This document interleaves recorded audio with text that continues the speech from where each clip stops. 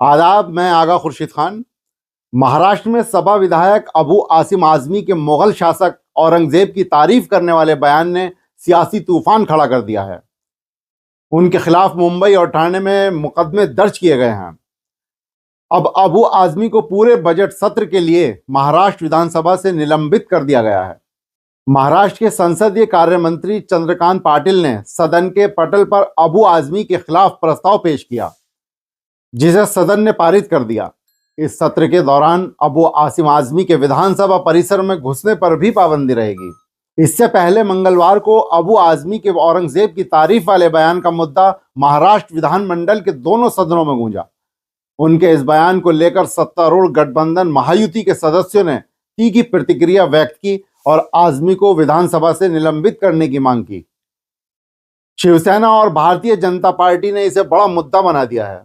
आपको बता दूं कि एक समाचार चैनल के साथ इंटरव्यू में सपा नेता ने कहा था कि मैंने औरंगजेब के बारे में जितना पढ़ा है, उसने कभी भी जनता का पैसा अपने लिए नहीं लिया। उसका शासन बर्मा तक फैला हुआ था। उस समय देश को सोने की चिड़िया कहा जाता था।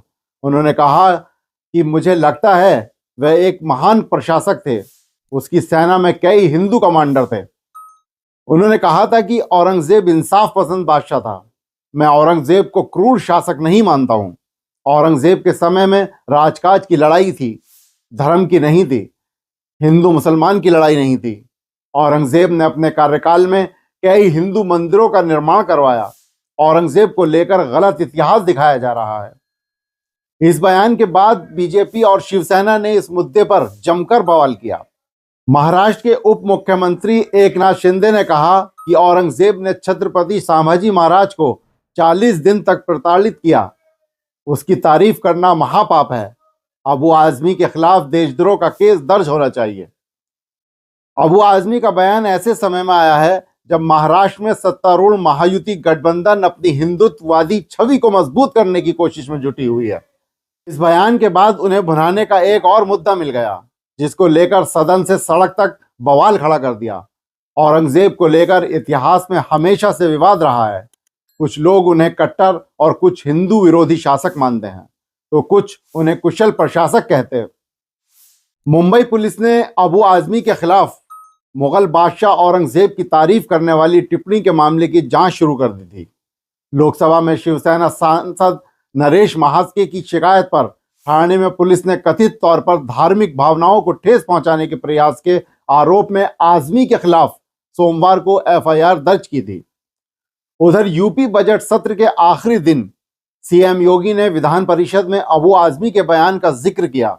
सीएम योगी ने कहा है कि भारत की आस्था को रौंदने वाले का महिमा वर्णन करने वाले सदस्य को सपा से बाहर निकाल देना चाहिए। उसे यहां बुलाइए। उत्तर प्रदेश ऐसे लोगों का उपचार करने में देर नहीं करता।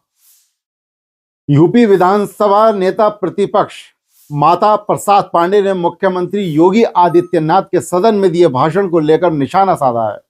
उन्होंने कहा है कि वह घोर सांप्रदायिक हो गए हैं। हमारे संविधान में सबको अभिव्यक्ति की आजादी है, लेकिन क्या मुख्यमंत्री की यह भाषा ठीक है?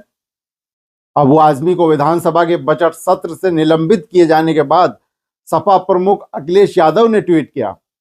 उन्होंने कहा कि निलंबन का आधार यदि विचारधारा से प्रभावित होने लगेगा तो अभिव्यक्ति की स्वतंत्रता और स्वतंत्रता में क्या अंतर रह जाएगा। हमारे विधायक हों या सांसद, उनकी बेखौफ दानिशमंदी बेमिसाल है। कुछ लोग अगर सोचते हैं कि निलंबन से सच की जुबान पर कोई लगाम लगा सकता है, तो फिर यह उनकी नकारात्मक सोच का बचपना है। इस बीच अबू आजमी ने अपनी टिप्पणी में सफाई दी। उन्होंने लिखा था कि मेरे शब्दों को तोड़ मरोड़ कर दिखाया गया है। औरंगजेब रहमतुल्लाह अलैह के बारे में मैंने वही कहा है जो इतिहासकारों और लेखकों ने कहा है। मैंने छत्रपति शिवाजी महाराज, संभाजी महाराज या अन्य किसी महापुरुषों के बारे में कोई अपमानजनक टिप्पणी नहीं की है। लेकिन फिर भी मेरी इस बात से कोई आहत होता है तो मैं अपने शब्द, अपने स्टेटमेंट वापस लेता हूं। इस बात को राजनीतिक मुद्दा बनाया जा रहा है और इसकी वजह से महाराष्ट्र विधानसभा के बजट सत्र को बंद करना मैं समझता हूं कि यह महाराष्ट्र की जनता का नुकसान करना है। अबू आसिम आजमी के बयान पर आखिर इतना बवाल क्यों? क्या इसके पीछे कोई राजनीति है?